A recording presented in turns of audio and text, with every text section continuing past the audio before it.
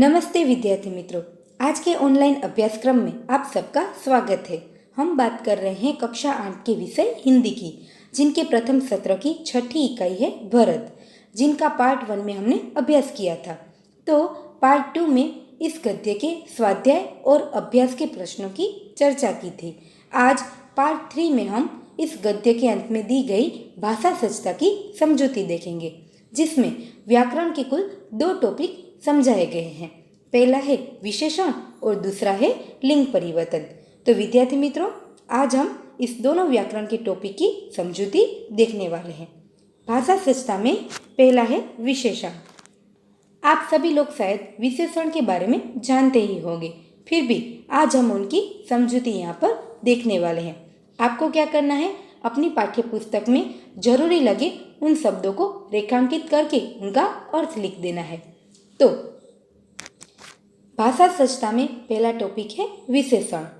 यहाँ आप देखेंगे तो लिखा हुआ है कि निम्नलिखित वाक्यों को पढ़िए और उनमें से कुछ प्रयुक्त गाढ़े शब्दों को ध्यान से देखिए।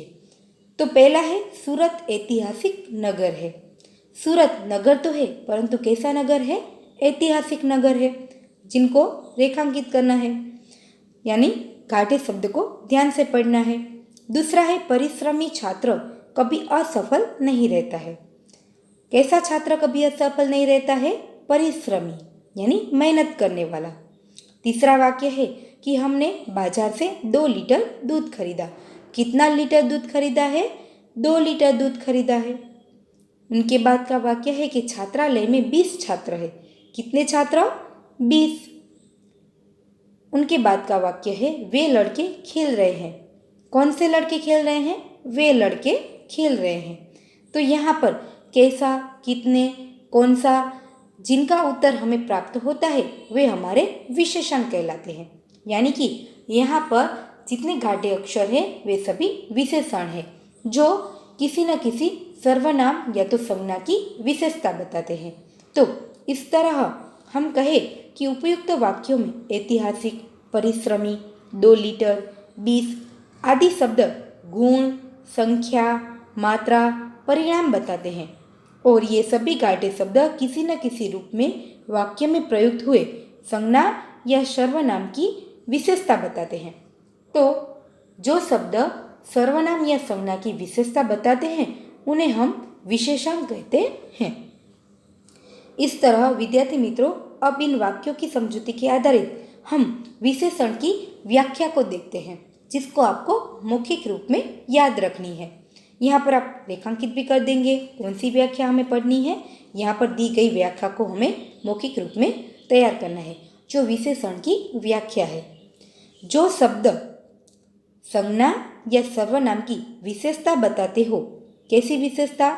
चाहे उनके अच्छे या तो बुरे कोई भी गुण बताते हो, कोई संख्या बताते हो, उनकी मात्रा यानी माप या तो परिमाण यानी माप बताते हो। जिस वाक्य में जो शब्द कोई संज्ञा या सर्वनाम की इन सभी प्रकार की चाहे कोई विशेषता बताते हो तो उन्हें हम विशेषण कहते हैं। इस तरह विशेषण की यहाँ पर व्याख्या लिखी है कि जो शब्द कोई संज्ञा या सर्वनाम की विशेषता बताते हो, चाहे कैसी, तो उनके गुण हो, चाहे अच्छे या तो बुरे गुण हो, उनकी संख्या हो या तो उनकी मात्रा हो संज्ञा या सर्वनाम की, इस तरह उनकी जो भी विशेषता बताते हैं ऐसे शब्दों को हम विशेषण कहते हैं। तो आगे यहाँ कुछ वाक्य दिए हैं, जिनको पढ़कर सबसे पहले हमें विशेषण को ढूंढना है। आपको परीक्षा में इसी तरह कोई भी वाक्य दिए जा सकते हैं, जिनमें से आपको विशेषण शब्द को ढूंढना है और उनका प्रकार बताना है। उनके प्रकार कौन कौन से हैं? तो गुणवाचक विशेषण हो सकते हैं, दूसरा संख्यावाचक विशेषण उनका प्रकार है, तीसरा मात्रावाचक विशेषण है, चौथा परिमाणवाचक विशेषण है, एक यहाँ नहीं दिया है अनिश्चयवाचक विशेषण है। तो विद्यार्थी मित्रों, इस तरह उनके प्रकार के नाम बन सकते हैं। तो सबसे पहले तो हमें क्या करना है? सूचना के आधारित कार्य करना है। सूचना हमारी है कि निम्नलिखित वाक्यों को पढ़िए और उनमें से विशेषण पहचानिए, फिर उनके प्रकार बताइए। तो कभी कभी आपको कोई एक शब्द दिया गया होगा जिनके आधारित आपको विशेषण बनाने के लिए भी पूछा जा सकता है, या तो कोई विशेषण शब्द आपको दिया गया है, उनके आधारित आपको वाक्य बनाने के लिए भी किया जा सकता है, सूचना दी जा सकती है, यानी कि कहा जा सकता है। तो सबसे पहले हम देखते हैं कि यहाँ पर लिखा है, आप विशेषण तथा उसके प्रकार पढ़ चुके हैं। निम्नलिखित वाक्यों में से विशेषण शब्द को पहचानिए और उनके प्रकार लिखिए। तो आप यहाँ देखेंगे कुछ वाक्य है जिनमें से हम पहले क्या करेंगे, विशेषण शब्दों को पहचान लेंगे। हमने यहाँ पर व्याख्या में देखा कि जो शब्द कोई संज्ञा या सर्वनाम की विशेषता बताते हैं उन्हें हम विशेषण कहते हैं। तो वाक्य में सबसे पहले हम विशेषण शब्द को ढूंढ लेते हैं। ओम चतुर लड़का है। वह लड़का तो है पर कैसा है, चतुर, जो उनके गुण बताते हैं। तो यह हमारा विशेषण हो गया। जो ओम यानी संज्ञा है उनकी विशेषता बताते हैं। श्याम 20 किलो आटा लाया। कितना आटा लाया, 20 किलो, जो माप यानी परिमाण है। सानिया बाजार से थोड़ी चीनी लाई। कितनी चीनी लाई, थोड़ी। साहिल के पास 10 रुपए है। कितने रुपए हैं, 10। कुछ लड़के उद्यान में खेल रहे हैं। कौन से लड़के, तो कुछ लड़के। यहाँ पर कौन, किससे, कितने ऐसे शब्द पूछने पर जो उत्तर प्राप्त होते हैं वे हमारे विशेषण है। तो हमने यहाँ विशेषणों को रेखांकित कर दिया। आप भी अपनी पाठ्य पुस्तक में पेंसिल से इन वाक्यों में विशेषण को रेखांकित कर देंगे। अब हमें उनके प्रकार बताने हैं कि हमने जो विशेषण को पहचाना है वे आखिर विशेषण के कौन से प्रकार का है। तो पहला है ओम चतुर लड़का है। चतुर जो व्यक्ति के गुण बताते हैं, फिर चाहे अच्छे गुण हो, बुरे गुण हो, यानी उनके गुण बताते हैं। तो चतुर शब्द जो है वह विशेषण का गुणवाचक विशेषण का प्रकार है। दूसरा है 20 किलो। 20 किलो कोई माप को दिखाता है, यानी वह है परिमाणवाचक विशेषण। तीसरा वाक्य में है थोड़ी। थोड़ी शब्द परिमाणवाचक विशेषण को बताता है, उनका माप यानी नाप तोल बताता है। चौथा है साहिल के पास 10 रुपए है। कितने रुपए हैं, 10, जो एक संख्या को दर्शाता है। तो 10 शब्द है जो संख्यावाचक विशेषण का प्रकार है, यानी विशेषण का संख्यावाचक विशेषण प्रकार है। उनके बाद है कुछ लड़के। तो कुछ शब्द है जो संख्या भी दिखाता है परंतु अनिश्चित संख्यावाचक को दिखाता है। इस तरह हम विशेषण को पहचान कर उनके प्रकार के नाम लिख सकते हैं। विद्यार्थी मित्रों, यहाँ जितने भी शब्द है वह सभी उनके प्रकारों के नाम बन सकते हैं, यानी गुणवाचक विशेषण, संख्यावाचक विशेषण, मात्रावाचक विशेषण, परिमाणवाचक विशेषण। इस तरह विशेषण के प्रकारों के नाम है। तो हमें वाक्य में से विशेषणों को पहचान कर उनके प्रकारों के नाम लिखने के लिए पूछा जा सकता है। तो आप क्या करेंगे, इस तरह उनके प्रकार बताएंगे। तो कभी कभी आपको कोई विशेषण शब्द दिया जा सकता है और उनके आधारित आपको वाक्य बनाने के लिए भी कहा जा सकता है। तो आगे हम देखते हैं कि यहाँ लिखा है कि निम्नलिखित वाक्यों को पढ़िए और रेखांकित शब्दों पर ध्यान दीजिए। विद्यार्थी मित्रों, विशेषण को समझने के लिए यहाँ और अधिक समझौती दी गई है कि सानिया अच्छी लड़की है। दूसरा वाक्य है कोमल, सानिया कोमल से अच्छी लड़की है। सानिया कक्षा में सबसे अच्छी लड़की है। उपयुक्त वाक्य में हमने देखा कि यहाँ पर पहले वाक्य में सानिया को अच्छी लड़की बताया है। दूसरे वाक्य में सानिया और कोमल के बीच सानिया की और कोमल की तुलना की गई है कि सानिया है वह कोमल से भी अच्छी लड़की है, यानी उन दोनों के बीच तुलना की गई है। तीसरा है कि सानिया कक्षा में सबसे अच्छी लड़की है, यानी सानिया की सर्वोत्कृष्टता को बताया गया है कि सानिया है वह कक्षा में सभी लड़की से अच्छी लड़की है, यानी सभी लड़कियों में से सानिया सर्वश्रेष्ठ है। तो इस तरह विद्यार्थी मित्रों, हमने यहाँ पर 3 वाक्यों को देखा। अच्छी शब्द का प्रयोग किया गया है, यानी अच्छी विशेषण का प्रयोग किया गया है, परंतु उनको 3 तरीके से बताया गया है। सिर्फ सानिया को अच्छी लड़की बताया है, दूसरे वाक्य में दोनों के बीच तुलना की गई है, तीसरे वाक्य में सानिया की सर्वोत्कृष्टता को बताया गया है। तो इस तरह हम यहाँ अधिक समझौती देखें कि उपयुक्त वाक्यों में अच्छा विशेषण का प्रयोग 3 प्रकार से किया गया है, यानी अच्छा विशेषण है जिनका 3 तरीके से प्रयोग किया गया है। जिनको हम समझते हैं कि वाक्य में केवल सानिया की विशेषता का बोध कराने के लिए, वाक्य में सानिया और कोमल की तुलना करके सानिया को कोमल से अच्छी बताने के लिए, वाक्य में सानिया को कक्षा में सबसे अच्छी बताने के लिए। तो इन वाक्यों को पढ़ने से हमें क्या समझूती मिलती है? तो यहाँ लिखा है कि उपयुक्त विधानों से यह स्पष्ट है कि विशेषण शब्दों का प्रयोग संज्ञा या सर्वनाम की सामान्य विशेषता बताने के लिए भी होता है। यानी वाक्य में विशेषण शब्द का प्रयोग संज्ञा या सर्वनाम की सामान्य विशेषता को बताने के लिए भी उनका प्रयोग होता है। तो दूसरा है कि संज्ञा या सर्वनाम की विशेषताओं की तुलना करने के लिए उनमें से एक को दूसरे से कम या ज़्यादा बताने के लिए उनका प्रयोग होता है। तो तीसरा है कि दो से अधिक संज्ञा या सर्वनाम की विशेषताओं की तुलना करने के लिए उनमें किसी एक को सबसे कम या सबसे ज़्यादा बताने के लिए किया जा सकता है। इस तरह हम कहें तो एक विशेषण शब्द का हम 3 तरीके से उनका वाक्य में प्रयोग कर सकते हैं। एक मात्र संज्ञा या सर्वनाम की सामान्य विशेषता बताने के लिए, दूसरा एक दूसरे की तुलना करने के लिए, तो तीसरा सब में से उनको अधिक श्रेष्ठ बताने के लिए। इस तरह हम विशेषण शब्द का 3 तरीके से प्रयोग कर सकते हैं, जिनके बारे में हमने यहाँ समझूती देखी है। तो अब विद्यार्थी मित्रों, यहाँ पर हमारा विशेषण का टॉपिक समाप्त होता है। सबसे पहले हमने विशेषण किसे कहते हैं उनके बारे में देखा, उनकी व्याख्या को समझा, कुछ उदाहरण के माध्यम से विशेषण शब्दों को पहचान कर उनके प्रकारों को लिखा, और अब हमने आगे अधिक समझूती देखी कि विशेषण को 3 तरीके से प्रयोग किया जा सकता है। यानी विशेषण शब्द का 3 तरीके से प्रयोग किया जा सकता है। उनकी समझूती हमने यहाँ पर देखी है। अब कुछ शब्द दिए गए हैं जिनसे उनका प्रयोग करके हमें कुछ वाक्य बनाने हैं। सूचना इस तरह की है कि निम्नलिखित विशेषणों का 3 प्रकार से वाक्य में प्रयोग कीजिए। यानी कि उपयुक्त हमने अभी समझूती देखी कि अच्छी शब्द है तो उनका 3 तरीके से प्रयोग हुआ है, तो उसी तरह हमें उनकी समझूती के आधारित यहाँ पर हमें क्या करना है, एक शब्द दिया है जिनका 3 तरीके से वाक्य में प्रयोग करना है। तो एक उदाहरण हम देखते हैं सुंदर का।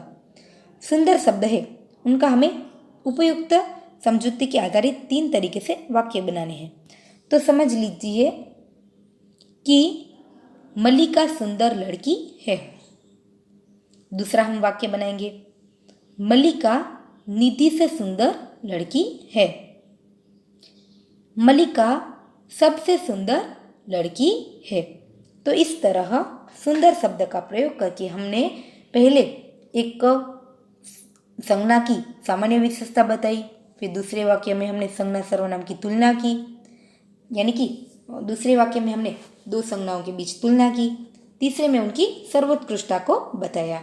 इस तरह विद्यार्थी मित्रों, हम 3 तरीके से विशेषण शब्द के वाक्य बना सकते हैं।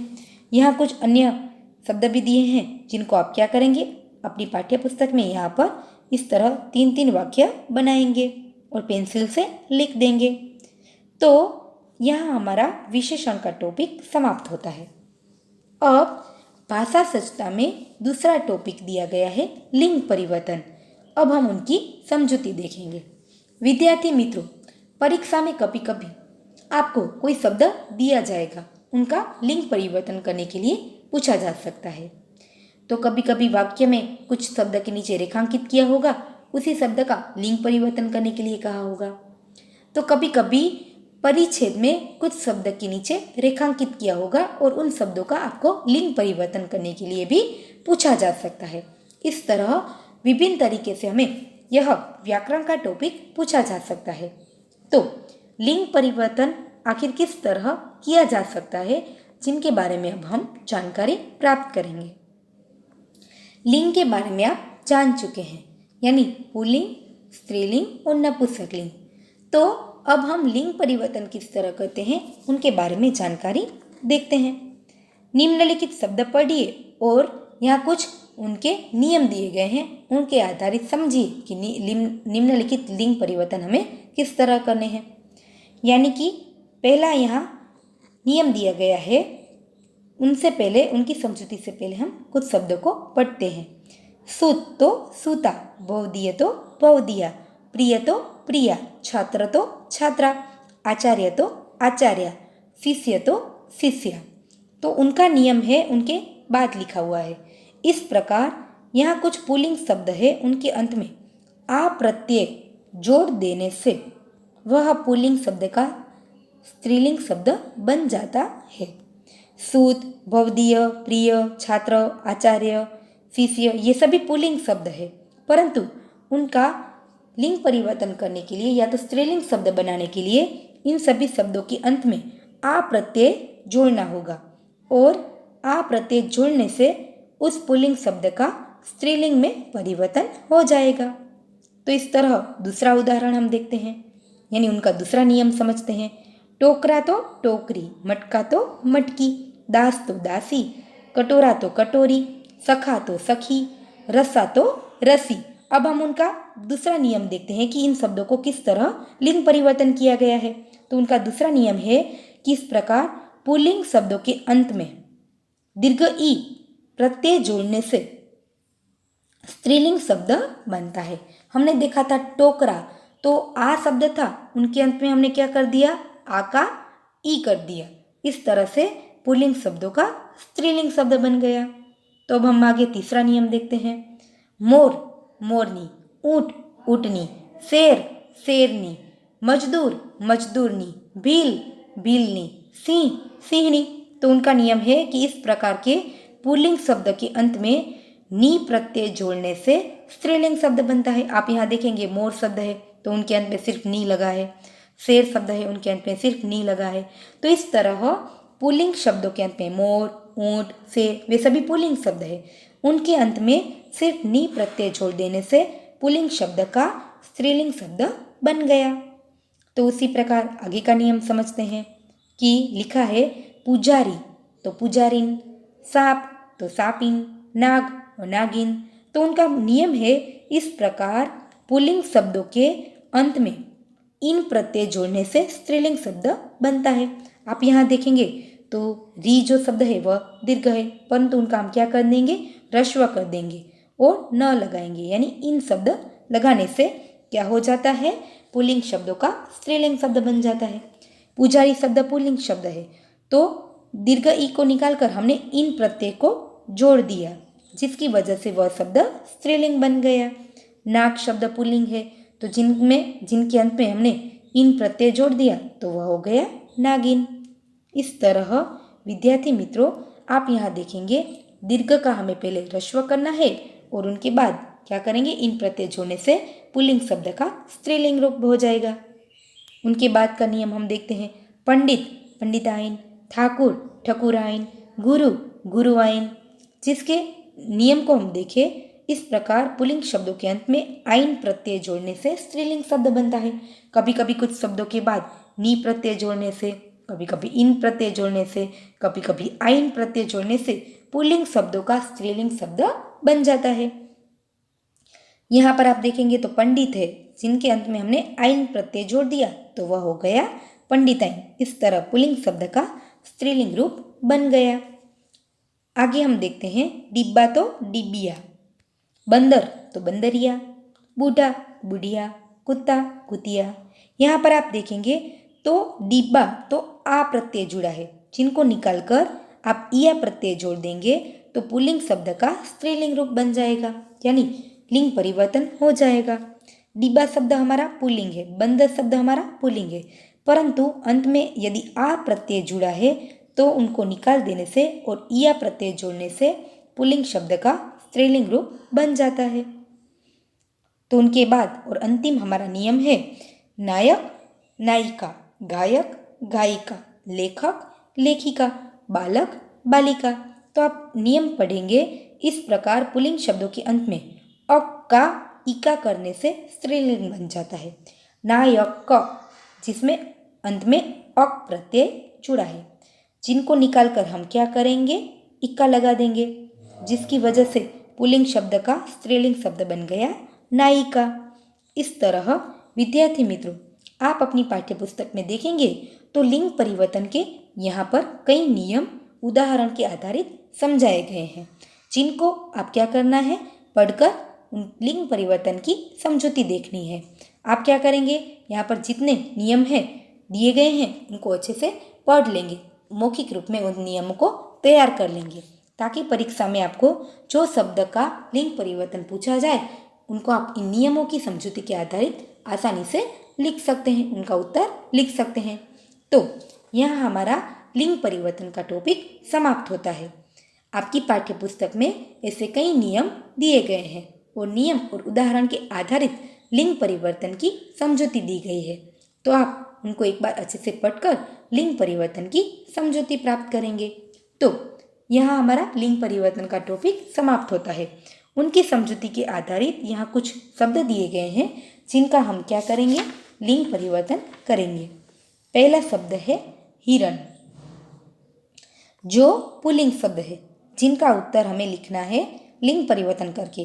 तो स्त्रीलिंग शब्द लिखेंगे तो हिरण का हो जाएगा हिरनी। शिक्षक तो शिक्षिका, पंडित तो पंडिताइन। इस तरह आप देखेंगे तो न के अंत में दीर्घ ई प्रत्यय लगा हुआ है। यहाँ पर आप देखेंगे शिक्षक तो आ प्रत्यय जुड़ा है। अंत में पंडित तो पंडिताइन तो आइन प्रत्यय जुड़ा है। इस तरह नियमों के आधारित हम इन शब्दों का लिंग परिवर्तन करके लिख सकते हैं। आप इन तीनों शब्दों के उत्तर यहाँ पर पेंसिल से लिख देंगे। तो इस तरह विद्यार्थी मित्रों, आज भाषा सजता में हमने व्याकरण के 2 टॉपिकों की समझौती प्राप्त की है। पहला है विशेषण, विशेषण किसे कहते हैं, उनके कितने भेद हैं और किस तरह हमें वाक्य में प्रयोग करने हैं, या तो वाक्य में से विशेषण को ढूंढना है। तो दूसरा हमारा टॉपिक है लिंग परिवर्तन, जिनके कुछ नियम यहाँ पर दिए गए हैं। नियमों की समझौती के आधारित लिंग परिवर्तन किस तरह करते हैं उनकी समझौती हमने देखी है।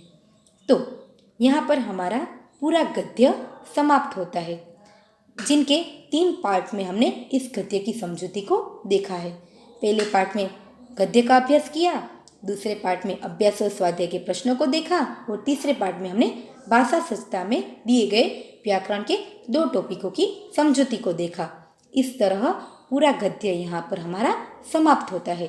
आप क्या करेंगे, पूरा गद्य एक बार पढ़कर उनकी समझौती प्राप्त करेंगे। नमस्ते, थैंक यू।